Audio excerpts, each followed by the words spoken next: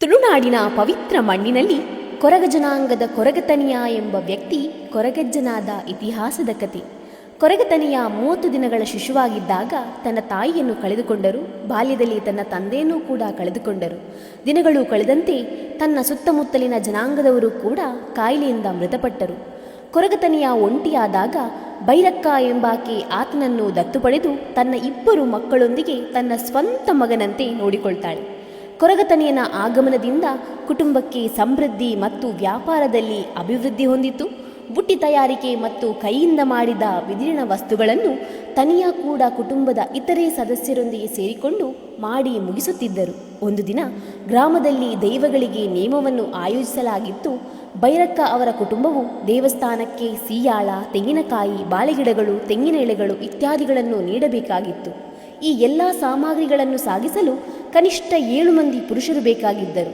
ಆ ಸಮಯದಲ್ಲಿ ಯಾರೂ ಲಭ್ಯವಿಲ್ಲದ ಕಾರಣ ಬೈರಕ್ಕ ಇದು ದೇವಸ್ಥಾನಕ್ಕೆ ಸಂಬಂಧಿಸಿದ ಪ್ರಮುಖ ಕೆಲಸವಾದ್ದರಿಂದ ತನಿಯನಿಗೆ ಇದನ್ನು ದೇವಸ್ಥಾನಕ್ಕೆ ಸಾಗಿಸುವಂತೆ ಮನವಿ ಮಾಡಿದರು. ಕೊರಗತನಿಯನು ಒಂದು ಷರತ್ತನ್ನು ಮುಂದಿಟ್ಟರು.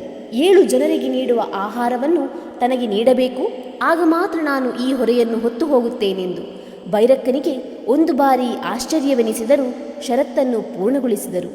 ಒಂದೇ ಬಾರಿಗೆ 7 ಜನರು ಹೊರುವ ವಸ್ತುವನ್ನು ತಲೆ ಮೇಲೆ ಹೊತ್ತು ಹೋಗುವ ತನಿಯನನ್ನು ಕಂಡು ಬೈರಕ್ಕ ಆಶ್ಚರ್ಯಚಕಿತರಾದರು. ತನಿಯನು ದೇವಸ್ಥಾನದ ಮುಂಭಾಗಕ್ಕೆ ತಲುಪಿದಾಗ ತನಿಯನನ್ನು ಕೆಳಜಾತಿಯ ಕಾರಣದಿಂದ ಮುಖ್ಯ ದೇವಾಲಯದ ಪ್ರದೇಶಕ್ಕೆ ಪ್ರವೇಶವನ್ನು ನಿರಾಕರಿಸಲಾಯಿತು. ಇದರಿಂದ ಕೋಪಗೊಂಡ ತನಿಯನು, ನಿಮ್ಮ ದೇವರಿಗೆ ನಾವು ನೀಡುವ ವಸ್ತುಗಳು ಬೇಕು, ಆದರೆ ನಾವು ಬೇಡವೇ, ಇದ್ಯಾವ ನ್ಯಾಯವೆಂದು ಪ್ರಶ್ನಿಸಲು ಪ್ರಾರಂಭಿಸಿದರು. ಆದರೆ ತನಿಯನ ಮಾತಿಗೆ ಯಾರೂ ಕೂಡ ಪ್ರತಿಕ್ರಿಯಿಸುವುದೇ ಇಲ್ಲ. ತನ್ನ ಪ್ರಶ್ನೆಗೆ ಉತ್ತರ ಸಿಗದೆ ಮೌನವಾಗಿ ದೇವಸ್ಥಾನದ ಮೆಟ್ಟಿಲುಗಳ ಬಳಿ ನಿಂತ ತನಿಯನ ಕಣ್ಣು ಅಲ್ಲೇ ಪಕ್ಕದಲ್ಲಿದ್ದ ಉಪ್ಪಿನಕಾಯಿ ಮಾಡಲು ಬಳಸುವ ಒಂದು ಹಣ್ಣಿನ ಮರದ ಮೇಲೆ ಬಿತ್ತು. ಬೈರಕ್ಕ ಈ ಹಿಂದೆ ಉಪ್ಪಿನಕಾಯಿ ಖಾಲಿಯಾಗಿದೆ ಎಂದು ಹೇಳಿದ ಮಾತನ್ನು ನೆನಪಿಸಿಕೊಂಡು ತನಿಯನು ಆ ಹಣ್ಣನ್ನು ಕೊಯ್ಯಲು ಮುಂದಾಗುತ್ತಾನೆ. ಹಣ್ಣುಗಳು ಅವನಿಗೆ ಎಟುಕದ ಕಾರಣ ತನ್ನ ಒಂದು ಕಾಲನ್ನು ದೇವಸ್ಥಾನದ ಮೆಟ್ಟಿಲುಗಳ ಮೇಲೆ ಇಡುತ್ತಾನೆ. ಆಗಲೂ ಅವನಿಗೆ ಮರದ ಕೊಂಬೆಗಳು ಎಟುಕುವುದಿಲ್ಲ. ಆದ್ದರಿಂದ ತನ್ನ ಮತ್ತೊಂದು ಕಾಲನ್ನು ದೇವಾಲಯದ ಕಲಶದ ಮೇಲೆ ಇಡುತ್ತಾನೆ.